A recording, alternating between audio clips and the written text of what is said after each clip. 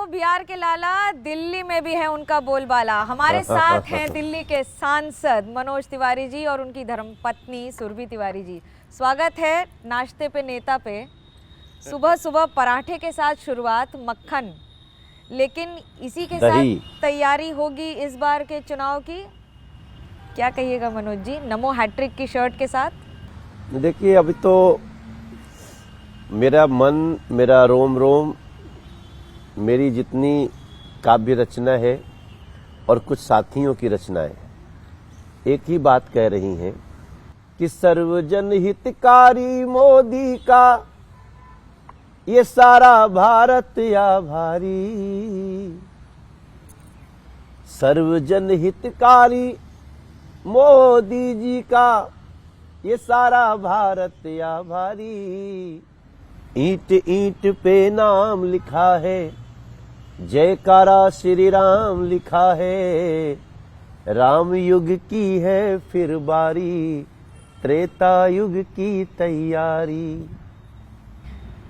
राम भरोसे बीजेपी कि काम भरोसे बीजेपी? क्योंकि आपके एल्बम्स हों, पीछे होर्डिंग्स हों या घर पर सजावट हो, राम में हमेशा रहे हैं, राम राजनीति में भी रहे हैं, लेकिन क्या इस चुनाव में राम भरोसे बीजेपी है? देखिए, राम तो चाहे तो सारी सफलताएं दे सकते हैं, और पहली बार आपने देखा होगा, पहले काम फिर राम। पहले जन जन को उनके घर तक खुशियां, सुविधाएं, बैंकों से जुड़ाव, घर घर नल से जल, लोगों को अपने अकाउंट में सरकार की सुविधाएं, और उसके बाद संस्कृति। तो फिर आते हैं राम। फिर और राम से पहले बाबा विश्वनाथ, बाबा महाकाल। पहली बार आप देखिएगा कि देश को नरेंद्र मोदी जी बराबर दो पटरी पे लेकर जा रहे हैं। एक है इंफ्रास्ट्रक्चर का भारत, नई नई सड़कों का भारत, 4 लाख किलोमीटर सड़कों को नया बना के भारत, 1,40,000 किलोमीटर नेशनल हाईवे का भारत, चांद पे पहुंचा हुआ भारत, और दूसरी तरफ राम जी के मंदिर का। हाँ, ये भी महादेव महादेव राम। लक्ष्मी जी क्या कहेंगी? सुरभि जी क्या कहेंगी? अच्छा याद दिलाया इन्होंने। नहीं, ये तो ऐसी बात है जो हम भूल ही नहीं सकते। पता नहीं कितने सौभाग्यशाली हैं हम कि इस पीढ़ी में साक्षात राम जी को भी देख रहे हैं आते हुए, और महिलाओं को भी इक्वली संसद में पहुंचते या किसी भी जगह पे पहुंचते देख रहे हैं। तो ये हमारा सौभाग्य है। ये तो गर्व की बात है कि ये एक सिपाही हैं हमारे मोदी जी के सेना में, छोटे से सिपाही। प्रधानमंत्री से आप लोगों की मुलाकात हुई होगी? मेरी अभी तक नहीं हुई है। आपकी जो हुई है उसमें क्या यादगार रह जाता है? ऐसा क्या है जो एकदम लगता है कि ये अद्भुत था? देखिए, जब आप नरेंद्र मोदी जी से मिलते हैं तो आपको लगेगा कि वो बिल्कुल आप ही के जैसे हैं। मिलने पर जो एक व्यक्ति का उल्लास होना चाहिए, जो एक सामान्य व्यवहार, तुरंत आपके घर का हालचाल पूछना, और थोड़े देर में ये महसूस करा देना कि वो एक बहुत ही सामान्य परिवार से आए हैं। उनको पता है कि मिलने के बाद एक भारत की संस्कृति के लोग कैसे बतियाते हैं। हाँ। ये बड़ी बड़ी महत्वपूर्ण बात है ये। हाँ, वो मैंने देखा है। कई बार ऐसा होता है कि जैसे हम लोग अचानक देखते हैं कि वो G20 की मीटिंग कर रहे हैं, दुनिया के सारे बड़े लीडर उनको जिस भाव से देखते तो मुझे लगता है ये तो बहुत अलग कोई आदमी है, लेकिन जैसे हम उनसे मिलते हैं तो लगता है अपने जैसे हैं। आप कार्यशैली से कितना प्रभावित रहे हैं और अपने साथ क्या अनुसरण किया है? क्योंकि चुनौतियां तो राजनीति में हर रोज नहीं आती हैं।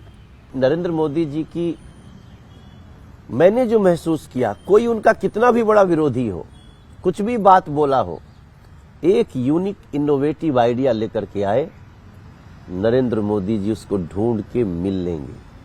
हाँ, कारीगरी मत करिए, कारीगरी को पहचानते हैं नरेंद्र मोदी जी। एक्सरे कर लेते। हाँ हाँ, बहुत तगड़ा, वो पता नहीं कौन कंपनी का है। कमाल का एक्सरे। अरविंद केजरीवाल जी भी यही कहते हैं कि वो सबसे बड़े दावेदार हैं प्रधानमंत्री बनने के, नरेंद्र मोदी के खिलाफ सबसे बड़ा चेहरा हैं, इसलिए बीजेपी में शामिल करने के लिए आप उनको बार बार परेशान कर रहे हैं। क्या लाना चाहते हैं बीजेपी में? अब देखिए, इस पे मैं बोलना चाहता हूं, कौन है अरविंद केजरीवाल? आज जिस दिल्ली में वो मुख्यमंत्री के रूप में इतनी बड़ी आशा जगा के आए थे, आज उसी दिल्ली में हर आदमी सोच रहे जल्दी इसको जेल भेजो।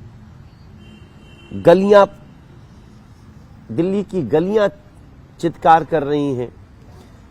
दिल्ली के सड़कों पे जब हम निकल रहे हैं, मतलब मेन सड़क छोड़ दीजिए, मेन सड़क में बहुत सारी सड़कें, अब आप कहिएगा चलो NH-24 देखो, चलो तुम ये एलिवेटेड रोड देखो, तो या बड़ी बड़ी सड़क या धौला कुआं एयरपोर्ट जाती हुई सड़क देखो ना, उनको मत देखिए।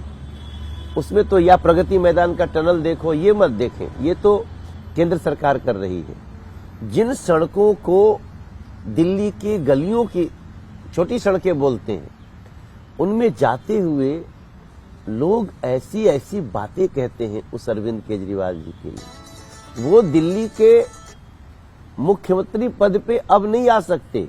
आम आदमी पार्टी कहती है कि आप रेड करते हैं, रुपया नहीं मिला, कुछ नहीं मिला, दिखा कुछ नहीं, लेकिन बार बार भ्रष्टाचारी बनाकर उनका भ्रष्टाचार पर उनका आरोप लगाते रहते हैं। कहते हैं साबित नहीं होता, ये आम आदमी पार्टी कहती है कि हम पे कुछ साबित नहीं होता है, लेकिन बीजेपी रोज छीटाकशी करती रहती है। साबित नहीं होता तो मनीष सिसोदिया को बेल क्यों नहीं मिल रही? साबित नहीं होता तो सत्येंद्र जैन को बेल क्यों नहीं मिल रही? थोड़ी देर के लिए बेल मिली है, वो भी मेडिकल आधार पर, उनकी तबीयत ठीक नहीं है। साबित नहीं होता तो कोर्ट थोड़ी भारतीय जनता पार्टी है, कोर्ट तो कोर्ट है। अगर आप अपनी फ्रस्ट्रेशन में कोर्ट को भी कटघरे में खड़ा करते हैं तो फिर वो आपका मन है, लेकिन दिल्ली की जनता को जो छल, जो धोखा अरविंद ने दिया है, वो मैंने राजनीतिक इतिहास में नहीं देखा है। मनोज्ञा जी, मनोज तिवारी जी दिल्ली से ही चुनाव लड़ेंगे कि बिहार जाने का, प्रस्थान करने का भी कोई प्रस्ताव है? क्यों जाएंगे बिहार? मैं तो, ये अरविंद केजरीवाल जी जरूर चाहते होंगे कि मनोज तिवारी यहां से चला जाए। अच्छा। हाँ, क्योंकि देखो, हम जब अध्यक्ष बने, उनकी 70 में 67 सीट आई थी, तब मैं अध्यक्ष बना था। 2015 में उनकी आई थी और 2017 में मेरे अध्यक्षता में चुनाव हुआ, MCD जीता था। हाँ, उनको 272 में 67 पार्षद नहीं मिले मनोज्ञा जी, मगर हमारी पार्टी, हम खुद, हम लोग दिल्ली की, जो दिल्ली का हक है उसको देना है। 2024 में नरेंद्र मोदी जी को फिर से प्रधानमंत्री बना के और 2025 में इसी दिल्ली का विश्वास लेकर के दिल्ली को नरेंद्र मोदी जी के सपनों के अनुसार बना करके देना है, तब अपना सपना पूरा होगा। आप हमारी दिल्ली के गांव में चलिए, जो स्थिति है लोगों की, हर तरफ दिल्ली की जनता अरविंद केजरीवाल जी के व्यवहार से, उनके भ्रष्टाचार से, उनके दिल्ली के प्रति उदासीनता से परेशान है। लेकिन हम दिल्ली की जनता को आज भी, आपके इस नेताजी को आज नाश्ते पे जो आप घेरे हो ना, तो भी हम यही कहेंगे कि दिल्ली की जनता एक बार नरेंद्र मोदी जी पे भरोसा करके दिल्ली भी दे। दिल्ली का वो 70,000 करोड़ रुपया का जब आवंटन नरेंद्र मोदी जी की नीतियों के अनुसार होगा, दिल्ली दुनिया की जो सर्वश्रेष्ठ राजधानियों में से एक बन जाएगी। इसका विश्वास मैं दिल्ली को दिलाना चाहता हूं और वो हम करके रहेंगे। अरविंद केजरीवाल कितनी कोशिश कर लें, मनोज तिवारी को यहां से भगा नहीं सकते। रिंकिया के पापा घर पर कुछ काम हाथ बटाते हैं, कुछ करते हैं कि? नहीं, बिल्कुल, जब भी समय मिलता है, जैसे भी सहयोग हो सकता है वो जरूर करते हैं। कोई लड़ाई वड़ाई भी? कौन जीतता है? जीतती तो मैं ही हूँ। हाँ, यहाँ भी महिला पावर। पर लड़ाई, सच लड़ाई तो मतलब कहने के लिए होता है, पर अच्छा, नहीं होती कहते है, हैं ना, ये बड़ी बात है। मतभेद हो सकता है, हाँ। मनभेद नहीं हो सकता। मतभेद होते रहते हैं। आपने इनको मतभेद- राजनीति की भाषा सिखा दी है, नहीं बोलना है। बिल्कुल नहीं। वो एक मेरा स्वभाव है मैं लड़ाई किसी से नहीं करना चाहता हूं। मैं तो अरविंद केजरीवाल को जी कर रहा हूं, अब उससे बड़ा आपको प्रमाण क्या चाहिए। इतनी तकलीफ है? नहीं, हम सब कुछ के बावजूद भी अपना संस्कार नहीं खोना चाहते हैं। हम नरेंद्र मोदी जी को देखते हैं, उनसे सीखते हैं, इसलिए इनसे तो, और ये भी बहुत समझदार व्यक्तित्व है, और मैं बच्चों के साथ बहुत टाइम देता हूं। पूछिए। बिटिया का नाम बता दीजिए हमारे व्यूअर्स को। हमारी एक बेटी का नाम तो आपके नाम से ही है, मनोज्ञा। एक का नाम मनोज्ञा है, हाँ। रामभद्राचार्य गुरु जी ने रखा है, और मैं सोचता था कि मनोज्ञा बस एक ही नाम है, लेकिन आप भी मनोज्ञा निकली। हम पहले दिन आप मिले थे तो मैं बहुत आश्चर्य किया था। और एक का नाम सान्विका है, सान्विका, और एक का नाम रीति है। 3 बेटियां हमारे पास। और सबसे ज्यादा इस समय अगर परिवार में राम मंदिर होकर आए हैं अभी तक? जब आप तो होकर आ गए हैं। हम होकर क्या है, लेकिन अंदर नहीं गए हैं अभी। तू तो हम बाहर की व्यवस्था में थे, झाड़ू लगाए अयोध्या जी में। हाँ। जो पुलिस ड्यूटी में है उन लोगों के साथ बैठे, उनको बहुत वक़्फ़ किए। राम स्तुति सुनाती हैं आप सुरभि जी, बहुत अच्छी। मैंने तो गाया था राम आएंगे, पर अब राम आ गए हैं, तो हम लोग अब आप उसको थोड़ा बदल सा के चेंज गा कर रहे हैं। लेते हैं जी। राम आए हैं तो अंगना सजाए हैं, दीप जला के दिवाली हम मनाए हैं। राम आए हैं तो अंगना सजाए हैं, दीप जला के दिवाली हम मनाए हैं। मेरी कुटिया के भाग अब जाग गए हैं, राम आए हैं।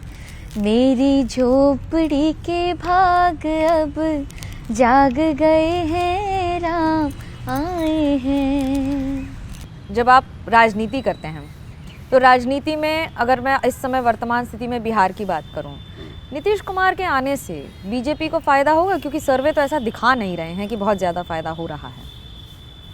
फिर लड़ाई होती है, फिर साथ में आ जाते हैं, फिर जाते। जनादेश का सम्मान। देखिए, नीतीश कुमार जी ने जब स्वयं महसूस किया कि उनसे गलती हो गई, हम तो कभी नहीं चाहते थे, लेकिन जनादेश था नीतीश कुमार जी का नरेंद्र मोदी जी के नेतृत्व में काम करने का बिहार में। और जब वो आए तो मैं नीतीश कुमार जी को अभी ज्यादा कुछ नहीं कहना चाहता हूं। नरेंद्र मोदी जी के नेतृत्व में नीतीश जी को चलना था, ठीक है, वो क्षणिक आवेश था या जो भी था सिचुएशन, उन्होंने ऐसा निर्णय लिया। लेकिन ये निर्णय आज इस देश के लोग इसलिए भी इम्पोर्टेंट मान रहे हैं क्योंकि नीतीश जी के जाने से ही इंडिया अलायंस खड़ा हुआ था। आज उन लोगों का क्या स्थिति है? और राहुल गांधी न्याय यात्रा कर रहे हैं, हाँ। बहुत भीड़ आ रही है उसमें। आप कह रहे हैं 400 पार। राहुल गांधी का परफॉर्मेंस और उनकी न्याय यात्रा। कल हमको कैराना के एक नेता मिले थे, यूपी में कैराना। वो पहले किसी और पार्टी में थे, अब वो भारतीय जनता पार्टी में। उन्होंने कहा कि भैया आप जानते हो भाजपा में क्यों? बोलो।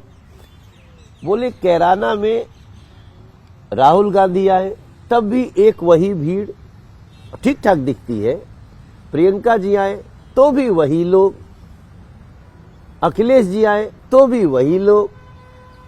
तो हमें लगा ये एक ही लोग बार बार हर जगह दिखते हैं। ऐसे लोगों से कभी भी सर्वजन हितकारी का भाव नहीं आ सकता। इसलिए न्याय यात्रा में कौन लोग आते हैं इसका आपको मैंने एक छोटा सा इशारा किया। कौन आते हैं? एक ही लोग हैं। कौन है? अब वो जो भी लोग हैं, वो ये देश के, हम जो एबीपी या मनोज्ञा का शो देख रहे हैं उनको भी पता है। और राहुल गांधी जी न्याय कर ही नहीं सकते। तो कांग्रेस कहती है कि आप धर्म और धर्म के आधार पर राजनीति करते हैं और विशेष समुदाय मुसलमानों के खिलाफ ही राजनीति करती है बीजेपी, जिससे उनको अगर हम नुकसान हो। मुसलमानों के UCC खिलाफ लागू राजनीति हो, करते, सारे नियम कानून उसी हिसाब से लागू होते हैं। ना ना, हमारा तो हम भारतीय जनता पार्टी का, नरेंद्र मोदी जी का ही एक रास्ता है, जहां मैंने क्यों कहा सर्वजन हितकारी मोदी का सारा भारत आभारी। हमारे भारतीय जनता पार्टी में माइनॉरिटी मोर्चा है, हमारे राष्ट्रीय अध्यक्ष हैं, हमारे प्रदेश का अनीस अब्बासी अध्यक्ष है, हमारा छोटा भाई। आप कभी उनका इंटरव्यू करिए, ऐसा थोड़ी हो सकता है मनोज्ञा जी कि ये बहुत बड़ी फौज है हमारी, और वो उससे पूछिए कि मुसलमानों के प्रति या और किसी पंथ के प्रति भारतीय जनता पार्टी का क्या भाव है। अब ऐसे में ही मुझे बता दीजिए, आखिरी सवाल, नमो हैट्रिक कैसे होगी इस बार अपने अंदाज में आप दोनों? देखिए, भारत की हर खुशियों का हो गया मुहूर्त है, भारत की बड़ी खुशियों का हो रहा मुहूर्त है, तीसरी बार फिर से हमें मोदी की जरूरत। ये नमो हैट्रिक का मतलब ये है, और ये जनता चाहती है, वही हम गा रहे हैं, कह रहे हैं। नाश्ता ठंडा हो गया मेरा। ये जोड़ी बहुत खूबसूरत है, और ठीक उसी तरह जिस तरह से इस बार राजनीति में नया मुहूर्त है। फिलहाल कैमरा पर्सन सूरज पांडे और हेमंत कुमार सूद के साथ मुझे मनोज्ञा लोईवाल को दीजिए इजाज़त। खबरों का सिलसिला ABP न्यूज़ पर जारी है।